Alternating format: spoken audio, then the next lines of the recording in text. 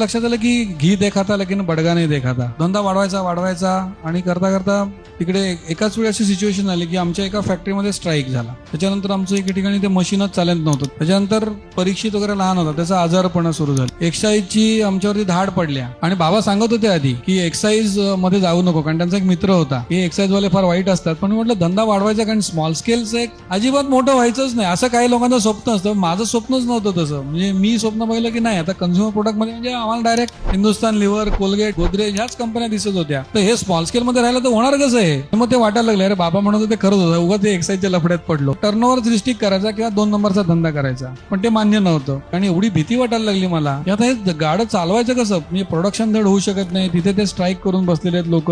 ते सांगतात की आम्हाला पगार वाढवून द्या तरच हे होणार. इकडे एक्साईजचा माणूस बसलाय, तर ब्लड प्रेशर वगैरे पण वाढलं. काहीतरी वेगळंच व्हायला लागलं. तर चेक केलं तर तुझं ब्लड प्रेशर खूप वाढलाय, म्हणजे बीपीचा त्रास तुला होतोय. आणि म्हणे ही मॅच्युरिटीची फेज तुझ्या आयुष्यात तेव्हा मी 32-33 वर्षाचा होतो, तुझ्याकडे खूप अलीकडे आली. हे लोक रिटायरमेंटच्या वेळेला लोकांना होतं, हे तुला आत्ताच झालंय म्हणाला तो. आणि मी परत मित्रांकडे जायला लागलो, नातेवाईकांकडे, परत शाखेत कुठेही माझं मन रमेना. तर मी म्हटलं की आता काय नाही, विष्णू सहस्त्रनाम आपण 3दा म्हणायचं रोज. आणि त्याच्यातून मला थोडंसं अथर्व शीर्ष, विष्णू सहस्त्रनाम, रामरक्षा, हनुमान मारुती स्तोत्र, पण कुठेतरी त्या गोष्टीने मला शांतता मिळत होती. आणि मग तिथे कुठेतरी कॉन्फिडन्स हळूहळू परत यायला लागला माझा. हे काही अंधश्रद्धा वगैरे अजिबात नाहीये.